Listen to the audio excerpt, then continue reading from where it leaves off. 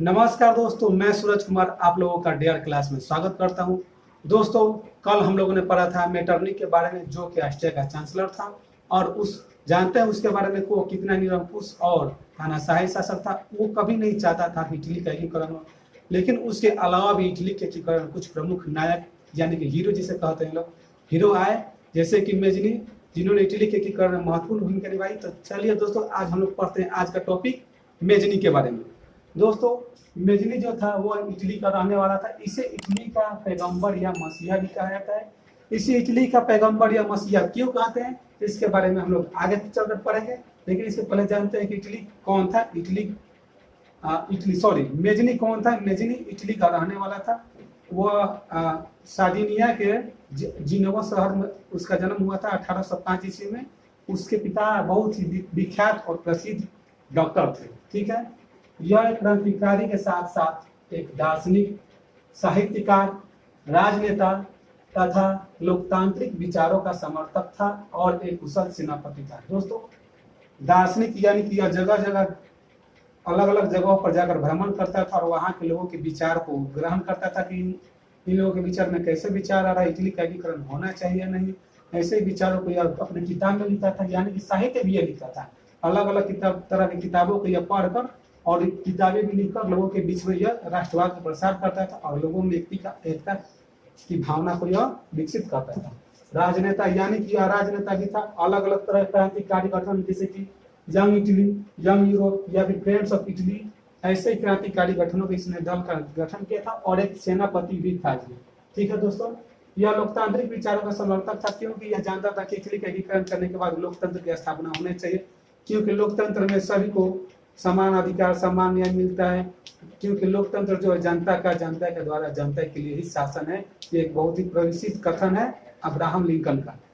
दोस्तों, आगे लिखा हुआ है कि इसके लिए इसने यानी कि इटली के एकीकरण के लिए मेजनी ने क्रांतिकारी दल का गठन किया था, जैसे कि यंग इटली की स्थापना इसने 1821 में और यंग यूरोप की स्थापना इसने 1834 ईस्वी में की थी। क्यों की थी दोस्तों? यंग इटली और यंग यूरोप दोनों में नाम जुड़ा हुआ है यंग। यंग का अर्थ होता है जवान, युवा, तरुण अवस्था। यानी कि इसने यंग यूरोप और यंग इटली में ऐसे लोगों को भर्ती कराया था जो कि जवान हो, युवा अवस्था में हो, जिनके बीच में विचारों का जोश हो, कुछ देश के लिए कुछ करने का जज्बा हो। ऐसे लोगों को भर्ती किया तो उसने यंग इटली और यंग यूरोप में। ठीक है, इसके बाद ये भी खुद कुछ क्रांतिकारी दलों में भाग लेता था।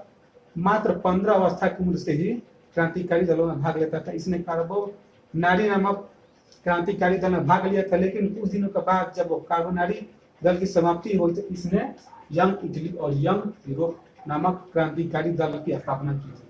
ठीक है दोस्तों, यह लोगों में क्रांतिकारी और राष्ट्रवाद की भावना को प्रसारित करने के लिए इसने जनता जनार्दन तथा इटली जैसे महत्वपूर्ण नारे भी दिए थे। दोस्तों, एग्जाम में आता है कि जनता जनार्दन और इटली का नारा किसने दिया था? तो जी हाँ दोस्तों, हमारे मेजनी साहब जो इन्होंने ही जनता जनार्दन और इटली का नारा दिया था। ठीक है दोस्तों, यह बहुत ही इंपॉर्टेंट बिंदु है, इसे गौर से देखिएगा और याद रखिएगा, कहीं भूलिएगा मत।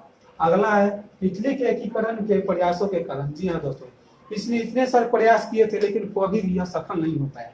अलग अलग इसने क्रांतिकारी गठन के दल की स्थापना की, खुद भी क्रांतिकारी दलों में इसने भाग लिया, लेकिन फिर भी यह सफल नहीं। क्यों नहीं हुआ?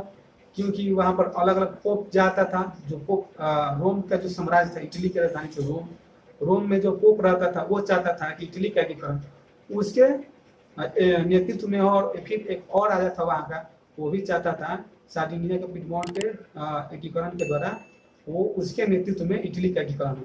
यानी कि अलग अलग लोग चाहते थे कि नहीं, इटली का एकीकरण हम करें। जबकि ये चाहता था कोई भी इटली का एकीकरण करे, लेकिन इटली का एकीकरण होना जरूरी है ताकि एक राष्ट्र हो, लोगों को समान न्याय मिले, समान अधिकार मिले, किसी को कोई तकलीफ ना हो। इन सब विचारों के कारण और इटली के एकीकरण में किए गए इस प्रयासों के कारण मेजनी को इटली का एकीकरण या फिर इटली के एकीकरण का पैगंबर या मसीहा भी कहा जाता है। इतने सारे प्रयास किए इसने, इसी के कारण इसे इटली का पैगंबर या मसीहा भी कहा है। दोस्तों, इसने कुछ प्रमुख नारा दिया था। ठीक है, इसलिए इसको मैंने नीचे लिख दिया है। प्रमुख नारा है जनता जनार्दन तथा इटली। ठीक है दोस्तों। और इसने जिन क्रांतिकारी दलों का गठन किया था उसको भी मैंने नीचे लिख दिया है नोट्स में, ताकि आप लोगों को याद रहे, भूलना ना पड़े और ना ही ज्यादा खोजने की जरूरत पड़े।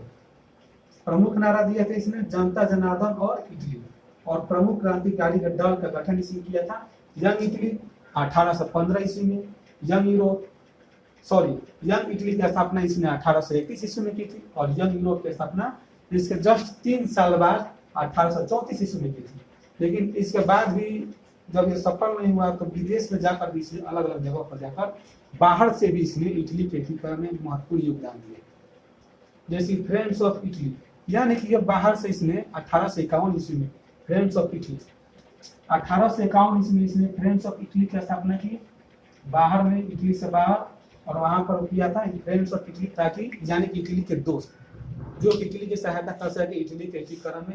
इस प्रकार से इसने इटली के एकीकरण में बहुत बड़ा महत्वपूर्ण योगदान दिया था। दोस्तों आज का टॉपिक बस इतना ही है केवल, ठीक है दोस्तों, और आगे हम लोग आगे के टॉपिक कवर करेंगे। लेकिन दोस्तों जाने से पहले आपको बता देते हैं कि अगर आपको ये वीडियो अच्छा लगा तो प्लीज इसे लाइक करें और चैनल को सब्सक्राइब करना ना भूलें। थैंक यू दोस्तों।